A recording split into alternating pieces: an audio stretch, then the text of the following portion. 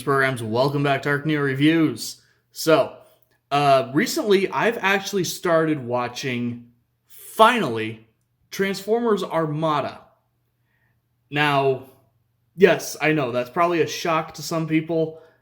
As I've stated before in previous videos, I have only watched the first two seasons of the G1 cartoon and Transformers Prime. I've seen all of Transformers Prime, and I've clearly seen all of the movies. All of them. The 1986 animated, the Bayverse, I've even seen Prime Beast Hunters, I think they called it. You know, I've seen every movie. So I'm going through, I'm trying to watch all the actual series. For anyone who doesn't know, there is a free streaming app called Tubi. That's Tubi. No, this is not a sponsorship or anything, but this is just a word to anyone who doesn't already know. It's a free streaming service, and you can go on there and legally watch all of the Transformers TV series on there. Like, as far as I can see, they're all there. So I'm going through Armada right now. It is painful. When I finish this, I will be doing a series review on it, and I plan on doing the same, actually, for other series as I go through them. But I figured for fun, now that I've actually seen the series, at least part of it, I'm only 10 episodes in, I would do another Armada figure review. So today we're going to go ahead and look at Transformers Armada Hot Shot. Now, this is very, very noticeably the repaint of Hot Shot. I believe they called this one like Superlink Hot Shot or something. Most figures got a repaint that they called Superlink. I'll, put on the screen here what the actual name of this figure is. But yeah, this is the red repaint of your not Bumblebee for the series. And this figure is very much a product of its time. We'll put it that way to be nice. Though I will say, the car mode looks pretty neat in my opinion, other than this great big gap here in the back. And yes, when I first saw this, I thought there was a piece missing or something. I am missing his minicon, unfortunately, so no little helicopter. But yeah, I thought there was a piece missing. No. There really is the hole there where you can see the top of his head. But other than that, pretty decent pretty decent car mode. I do like the metallic paint for the windows. It's nice to get a car mode where all the windows are painted instead of just some of them. Though I guess technically there's supposed to be a back window here, but this folds up. I can understand not painting that. It would get scratched off. So that's all. The car mode's pretty decent. He does come with another accessory other than the minicon I don't have, which is his little engine block here. And this actually integrates with him a few different ways. But in this mode, you can either plug it in upright, like this, for pure storage. It does actually have a Superlink port on it right there, so it can serve as a minicon for purposes, which is nice since I don't have the actual minicon of this guy. But the Superlink port lets you peg it on back here or on either side of the spoiler. And then finally, if you turn it over this way so that all four pegs stick in, and you push down on it, you get his attack mode. Now here's the sad part. This looks really, really dumb, doesn't it? He does this in the show. A lot. Like, this is a frequent thing. Usually he's doing this to plow into the side of Cyclonus and knock him out of the sky. So you get car versus helicopter. Like this. Yeah, this show was not exactly high art. But I'm going to go ahead, leave those out because you need these popped out for transformation.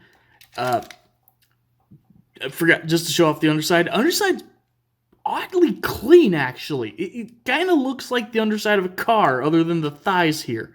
So I do have to give some points there. That's pretty good. So transforming him, pretty darn simple. It is a Armada figure. Go ahead, come up here, open the doors. They're on a double hinge. Fold them down all the way. Come back here, take this little spot in the middle of the spoiler. Fold these down on a double hinge. That will expose the face. You will unpeg the windshield halves right there. And then if you get everything out of the way, which can be a little tricky sometimes because this is a very uncooperative figure. Go ahead and bring the arms out a little bit to do it. Get his arms in place. Unpeg the legs from each other. And rotate them around. And there you've got Hotshot in his robot mode. Yeah, it's not great, is it? I mean, to be fair, it's different for a car transformer. I have to give points for being quite a bit different. But different doesn't mean good here. So, as you can see, face is just molded in there, completely static. He's got his visor that we saw on the show all the time, just molded there.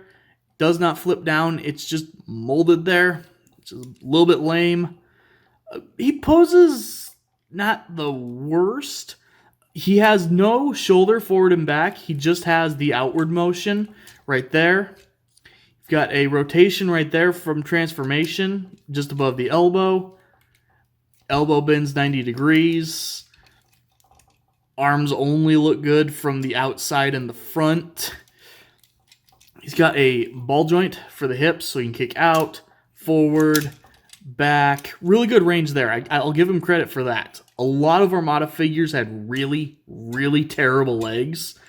His legs are okay. You've got, say, 45 degrees of knee bend there.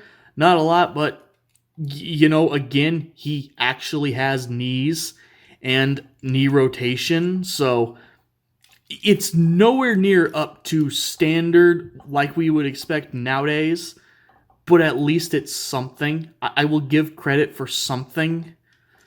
He can sort of hold the gun in this mode. It sadly doesn't like fit tightly, but you know, you can put it in his hand if you want and, you know, pose him carefully so it looks like he's holding it. But main thing you'll do with it in this mode is go ahead, get the 4 peg side right here, and just, there's 2 pegs right here, 2 holes right here, and 2 smaller ones up here. Go ahead, get that all lined up, and eventually it'll snap on, peg onto his chest, just sit there. That's all it does, doesn't unlock anything. But to make up for his lack of Minicon, he does have a Super Link port right on his butt. That when we go ahead and plug this in, which can be a little bit tricky to do, I do have to make sure there's some clearance for this as well.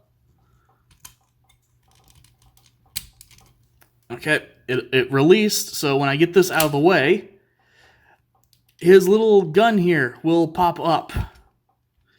Then, get this back in here.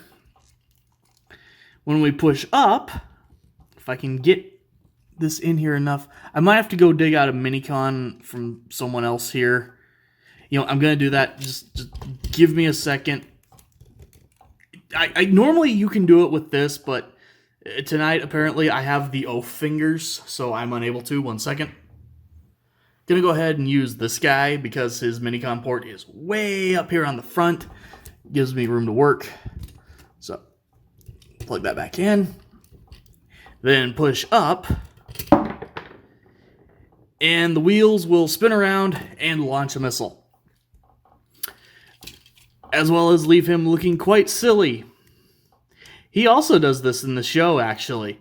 Yes, The show passes this off more as like a Gatling gun type thing. In real life, it launches this big flat-headed missile. This is literally like the most basic looking missile I have seen. But to be fair, it looks so basic because it copies his very simple little hubcap design here. So I'll give some credit for how well it slips in and blends in. If it wasn't for this side, you wouldn't actually know that was anything different. As well as, yes, the wheels do still both work independently. There's some credit to be given to this guy in his engineering. He's still a big, weird brick of a figure, but, you know, he's an interesting, big, weird brick of a figure. So while I can't really go, oh, he's so great and wonderful, you know, anyone, go out and get him. This is a figure that if you come across it at a thrift store or something, and, well, one, he's almost guaranteed to be complete enough. He's not a figure that comes apart easily. So, you know, you may be missing the minicon and or this engine block. There are ways around missing the engine block. The engine block's pretty easy to find. I'm pretty sure there's some people who even sell reproduction ones, or you can just get the STL file and 3D print one. And, you know, just any minicon with a decently exposed, you know, port will take care of that. So if you find him cheap, he's good for a few laughs. And again, he does actually have some above average posing for his time. So I'm not going to say he's terrible. He's very much a product of his time, and we'll leave it at that. So thank you guys for watching, and as always, I will see you next time.